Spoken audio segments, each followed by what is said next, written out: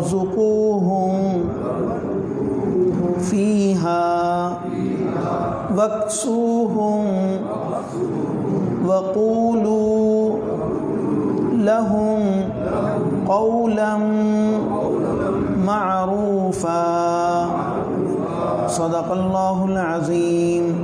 اللہم صل علی سیدنا محمد وعلی آل سیدنا محمد وبارک وسلم۔ ولا تؤتوا السفہاء، اور نہ دو تم بے وقوفوں کو، اموالکم اپنے مال، التی وہ مال، جعل اللہ لکم کہ بنایا اللہ نے تمہارے لیے، قیاما گزران کا ذریعہ، وارزقوہم فیہا اور تم کھلاؤ ان کو اس مال میں سے، وکسوہم اور تم ان کو پہناتے رہو، وقولوا لہم اور کہو تم ان کو، قولا معروفا معقول بات۔ سورۃ النساء کی آیات ہم پڑھ رہے ہیں، آج 5 نمبر آیت پڑھی ہے۔ اس سے پہلے اللہ تعالیٰ نے سورت کے شروع میں انسان کی تخلیق کا ذکر کیا، اور اس کے بعد اجتماعی حقوق کا ذکر فرمایا، اور پھر ان حقوق میں سے خاص طور سے یتیموں کے حقوق کا تذکرہ آ رہا ہے۔ یہ تقریباً شروع کی 10 آیتیں جو ہیں، ان میں اللہ تعالیٰ نے یتیموں کے حقوق بیان کیے ہیں۔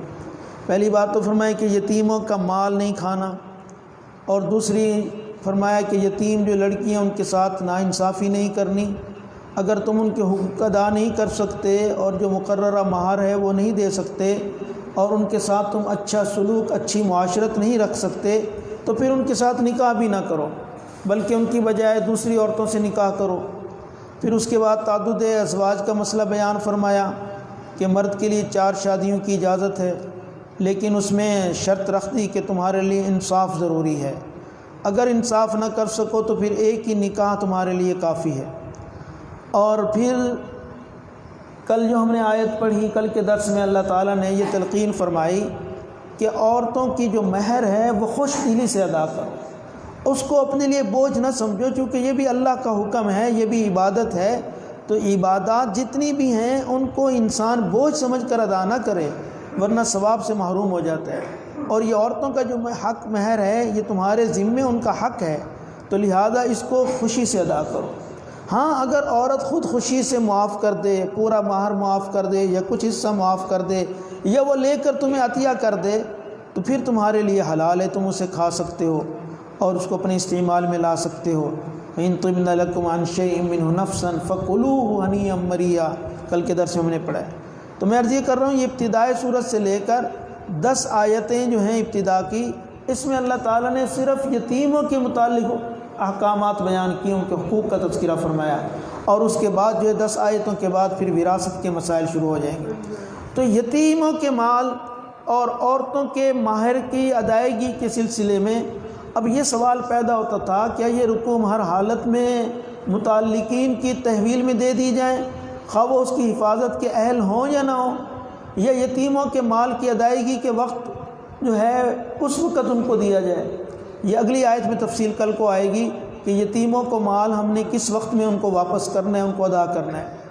تاہم درمیان میں اللہ تعالیٰ نے مطلقاً مال کے متعلق یہ حکم دے دیا کہ تم بے وقوفوں کو ان کا مال مت سونپو، اس لیے فرمایا لا تؤتوا السفہاء، نہ دو تم بے وقوفوں کو، اموالکم اپنا مال، کہنا تو چاہیے تھا اموالہم، ان کا جو مال ہے یتیموں کا وہ ان کو نہ دو، لیکن اموالکم کا اپنا مال نہ دو، اشارہ کر دیا کہ جیسے تم اپنے مال کی حفاظت کرتے ہو اسی طریقے سے یتیموں کا مال بھی اپنا مال سمجھ کے حفاظت کرنا۔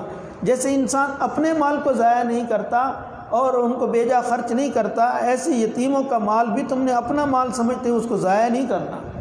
اور اس کے ضائع کرنے کی صورت کیا ہوگی کہ ابھی ان کو سمجھ نہیں ہے، تم ان کا مال ان کو حوالے کر دو، ان کو تو پتہ نہیں ہے کہ مال کی حفاظت کیسے کرنی ہے اور اس مال کو سنبھالنا کیسے اور اس مال کا حق کیسے ادا کرنا ہے۔ تو اس لیے فرمایا ولا تؤتوا السفہاء، سفہاء سفیہ کی جمع ہے، سفیہ کہتے ہیں بے وقوف کو، بے عقل آدمی کو سفیہ کہتے ہیں، جو انسان اپنے نفع یا نقصان کو نہیں پہچانتا اپنے نفع نقصان کو نہیں سمجھتا، اس کو شریعت میں اور قرآن کی اصطلاح میں بے وقوف کہا گیا، سفیہ کہتے ہیں۔ اس پہلے پارے میں بھی ہم نے پڑھا تھا، وہاں بھی یہ لفظ آیا وَمَن يَرْغَبُ عَن مِّلَّةِ إِبْرَاهِيمَ إِلَّا مَن سَفِهَ نَفْسَهُ، کہ ابراہیم علیہ السلام کے مذہب سے کون اعراض کرتا ہے؟ وہ اعراض کرتا ہے جو اپنے آپ کو بے وقوف بناتا ہے۔ یعنی عقل مند انسان جو ہے وہ ابراہیم علیہ السلام کی ملت ہی کو اختیار کرتا ہے۔ عقل مند انسان ہی توحید کا عقیدہ اپناتا ہے۔ جو بے وقوف ہوتا ہے وہ شرک کرتا ہے، وہ غیر اللہ کے دروازے پر جھکتا ہے اور وہی ملت ابراہیمی سے اعراض کرتا ہے۔ تو یہاں بھی فرمائے کہ یہ جو بے وقوف آدمی ہے ان کے مال حوالے مت کرو۔ حضرت عبداللہ ابن عباس رضی اللہ عنہ جو امام المفسرین ہیں، وہ فرماتے ہیں کہ یہاں جو کہا گیا کہ بے وقوفوں کو مال نہ دو، یہاں بے وقوفوں سے مراد عورتیں اور بچے ہیں۔ بڑی عجیب بات کی عبداللہ ابن عباس رضی اللہ عنہ نے، واقعی قرآن کو سمجھنے والے تھے، اللہ تعالیٰ نے ان کو قرآن کا فہم عطا فرمایا تھا۔ وہ فرماتے ہیں اللہ تعالیٰ کی منشا یہ ہے کہ لوگوں کو اللہ یہ بات سمجھانا چاہتے ہیں کہ تم اپنی موجودگی میں اپنے ہوتے ہوئے اپنا مال و متاع اپنے بیوی بچوں کے سپرد نہ کر بیٹھو کہ خود موجود ہیں۔ جیسے کچھ لوگ جو اپنی زندگی میں ہی جائیداد ساری بچوں کے نام کر دیتے ہیں، مکان بھی ان کے نام کر دیا، اور بعد میں بچے کہتے ہیں نکالو بڈھے کو باہر۔ پھر ماں باپ خود اپنے رہنے کے لیے پریشان ہوتے ہیں، خرچے کے لیے پریشان ہو جاتے ہیں، اور آج کی اولاد تو کری ایسے رہی۔ کتنے ایسے واقعات میرے سامنے ہیں کہ ماں باپ نے بوڑھے ہو گئے، انہوں نے سوچا اب ہم نے تو مر ہی جانا ہے، چلو یہ بیٹی کو دے دو، یہ بیٹوں کے نام کر دو۔ اب بیٹے پوچھتے ہی نہیں، اب بیٹے بوجھ سمجھ رہے ہیں کہ جلدی مرے بڈھا، اب بڈھا مرتا ہی نہیں ہے، اب بیچارہ رہنے سے بھی تنگ ہے، اب نہ وہ پہلا بیٹا رکھنے کو تیار ہوتا ہے نہ دوسرا رکھنے کو تیار ہوتا ہے۔ قرآن کریم میں اللہ تعالیٰ نے کیا بندوں کو باتیں سمجھائیں۔ عبداللہ ابن عباس فرماتے ہیں کہ اپنا مال و متاع اپنے بیوی بچوں کے سپرد نہ کرو، اس لیے کہ جو عورت ہے وہ تو فطرتاً ویسی ناقص العقل ہے، وہ تو تمہارے مال کو ضائع کر دے گی۔ عورت کو جتنا مرضی مال دے دو، اس کے تو فیشن ہی ختم نہیں ہوتے، اس نے اپنے فیشن کو پورا کرنے میں اور اپنی میچنگ کے پورا کرنے میں سارا مال اڑا دینا ہے، تو اس کو تو عقل ہی کوئی نہیں، اس کو تو پتہ ہی نہیں کہ یہ مال کتنی بڑی اللہ کی نعمت ہے، اس کو کیسے استعمال کرنا ہے، کیسے استعمال ہے۔ آپ دے دو عورتوں کو جتنا مرضی مال دے دو، وہ کہے گی پھر بھی میرا خرچے پورے نہیں ہوتے۔ آج جو خرچے پورے نہیں ہو رہے وہ ایسے لوگوں کے نہیں ہوتے جنہوں نے اپنی بیویوں کو، اپنی عورتوں کو مال گھر کا جو سرپرست بنایا ہوا ہے، اس لیے ان کے خرچے پورے نہیں ہوتے۔ تو قرآن کیا کہہ رہا ہے؟ یہ عورتوں کے سپرد مال نہ کرو چونکہ ان کی عقل کم ہے، اور جو بچے ہیں ان کو بھی سارا مال نہ دو، اس لیے اگر تم نے اپنی زندگی میں مال تقسیم کر دیا اور خود فارغ ہو کر بیٹھ گئے تو قرآن کیا کہہ رہا ہے؟ یہ تمہارے لیے نقصان کا باعث ہوگا۔ تم خود مالک تھے، عورتیں اور بچوں کے تم خود کفیل تھے، اور جب تم نے مالی سارا ان کے حوالے کر دیا اور تقسیم کر کے خود فارغ ہو گئے، اب تم ان کے لیے بوجھ بن گئے ہو۔ اس لیے شریعت کیا کہتی ہے کہ مرنے کے بعد وراثت تقسیم کرو، زندگی میں نہ کرو۔ اس لیے امت کے تمام فقہاء، علماء، محدثین اور علماء کرام فرماتے ہیں کہ اس قسم کی تقسیم انسان کے مرنے کے بعد ہی ہونی چاہیے۔ آخر شریعت نے جو اگلا رکوع پڑھ رہے ہیں، پورا رکوع وراثت کے مسائل ہے۔ شریعت نے جو وراثت کے مسائل بیان کیے کس وجہ سے بیان کیے ہیں؟ اس لیے کہ مرنے کے بعد وارثوں کا حق ہوتا ہے اور ان کو ان کے حق کے مطابق ان کو حصے دیے جائیں۔ اگر آپ اپنی زندگی میں دے بیٹھو گے تو تم فارغ ہو جاؤ گے، پھر اولاد بھی تمہیں اپنا بوجھ سمجھے گی اور تم ان کے محتاج ہو جاؤ گے، جبکہ اللہ تعالیٰ نے زندگی میں تمہیں ان کا کفیل بنایا تھا اور وہ تمہارے ماتحت تھے۔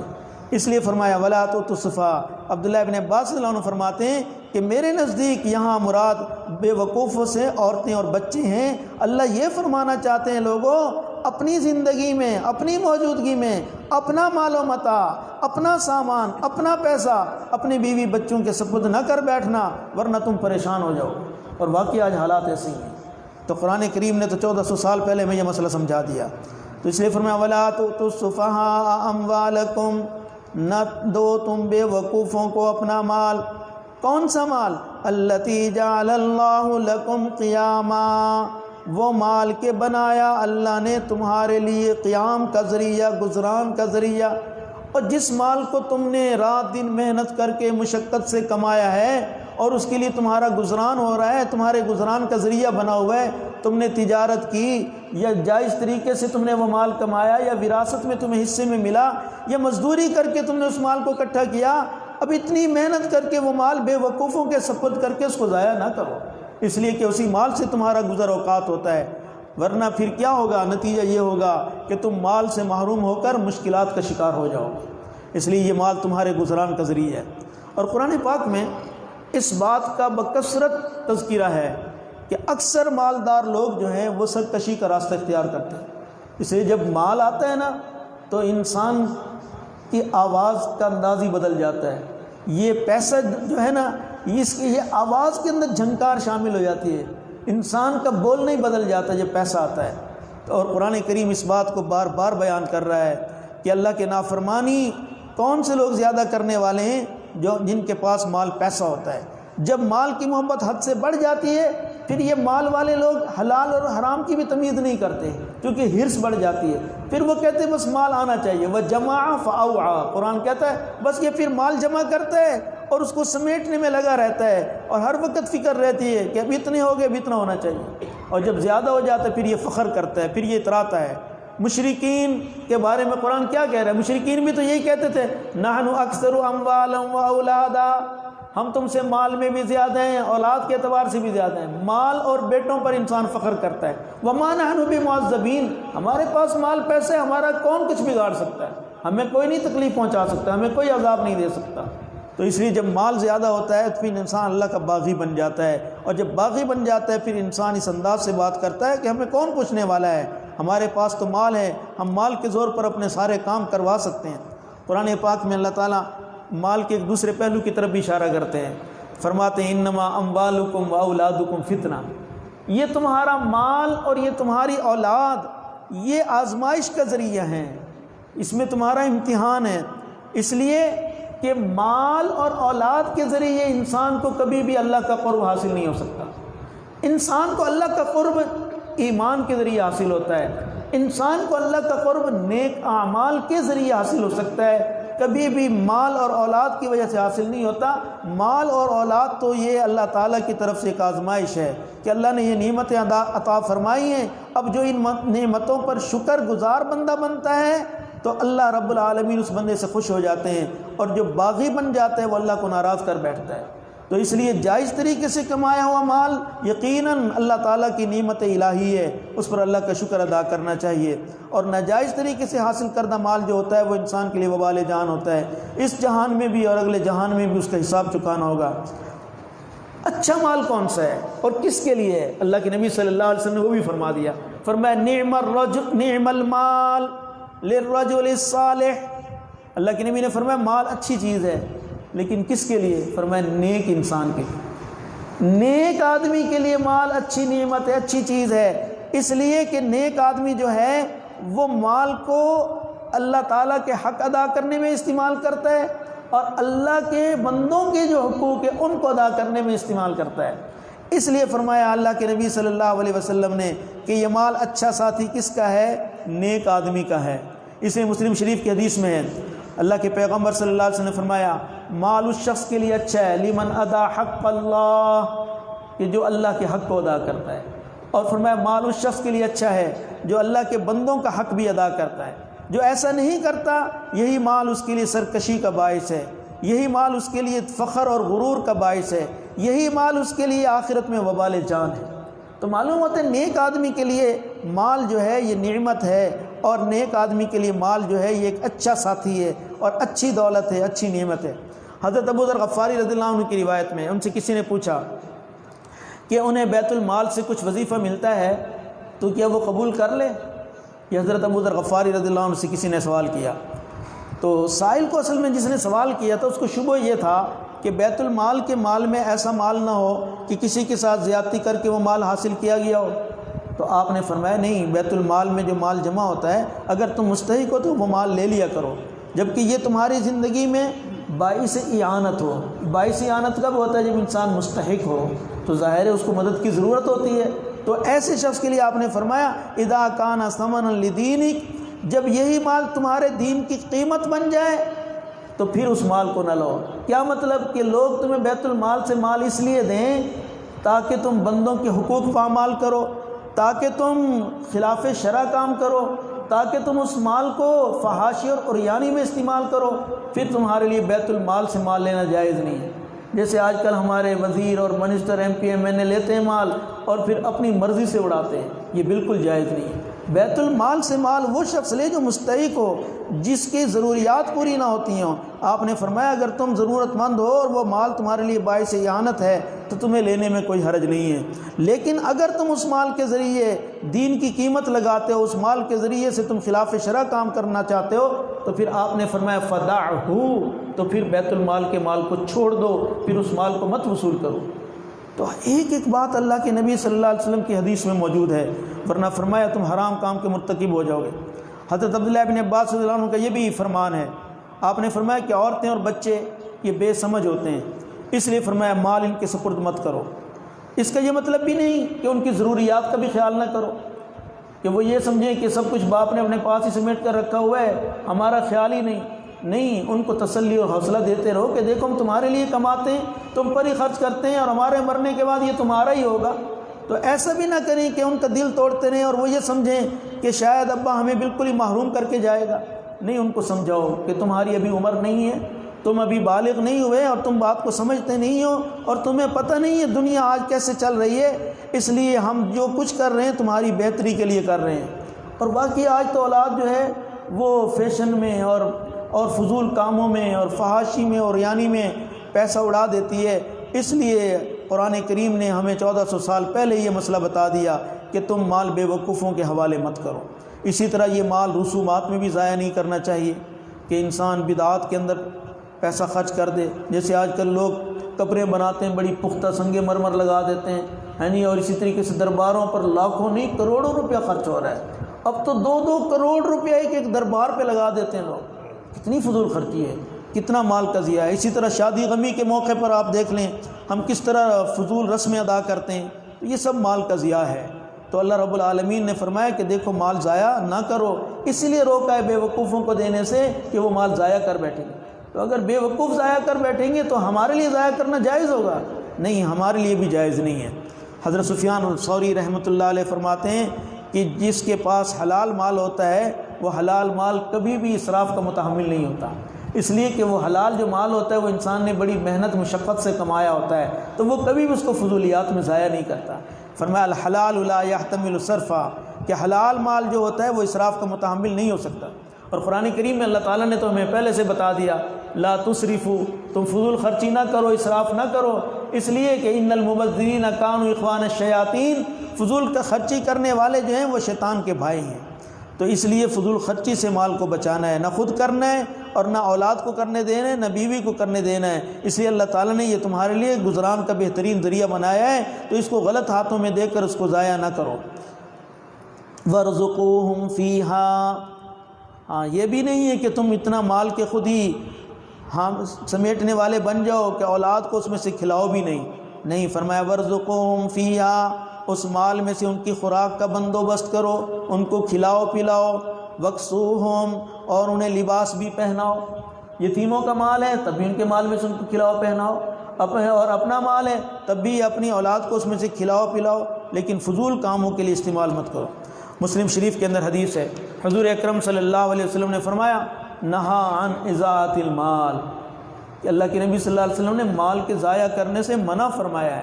تو اس لیے مال ضائع نہیں ہونا چاہیے بلکہ اس مال کی حفاظت کرنی چاہیے۔ ہاں جائز کاموں پر اللہ کے راستے میں اللہ کے بندوں پر خرچ کرنا چاہیے۔ بلکہ ایک حدیث تو امام شافعی رحمہ اللہ نے بڑی عجیب حدیث بیان کی ہے۔ امام شافعی رحمہ اللہ فرماتے ہیں، حضرت ابو موسیٰ اشعری رضی اللہ عنہ سے روایت کرتے ہیں، فرماتے کہ نبی کریم صلی اللہ علیہ وسلم نے ارشاد فرمایا 3 قسم کے آدمی ایسے ہیں جن کی دعا قبول نہیں ہوتی۔ آج ہم بھی روتے ہیں نا، ہماری دعائیں قبول نہیں ہوتی۔ سنیے کون سے 3 آدمی ہیں۔ آپ نے فرمایا پہلا آدمی کون ہے؟ فرمایا جس کی عورت بدکار ہے، نہ وہ اسے برائی سے روکتا ہے اور نہ وہ اسے طلاق دیتا ہے، اسے علیحدہ بھی نہیں کرتا اور برائی سے بھی نہیں روکتا۔ تو فرمایا جس کی پاس ایسی عورت ہے کہ نہ وہ اس کو برائی سے روکتا ہے اور نہ اس کو علیحدہ کرتا ہے، روکے گا تو ظاہر ہے وہ توبہ کر لے گی، توبہ کر لے تو رکھنا جائز ہے۔ لیکن ایک عورت توبہ بھی نہیں کرتی اور بدکاری میں مبتلا ہے اور یہ اسے چھوڑتا بھی نہیں، فرمایا ایسا آدمی دیوس ہے، بے غیرت ہے۔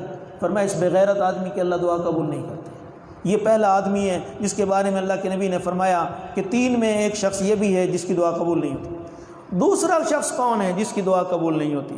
فرمایا جو اپنا مال بے وقوفوں کے حوالے کرتا ہے۔ جو اپنا مال بے وقوفوں کے سپرد کر دیتا ہے اور وہ اس کے مال کو ضائع کر دیتے ہیں، فرمایا یہ شخص گناہ گار ہے، اس کی دعا بھی قبول نہیں ہوتی۔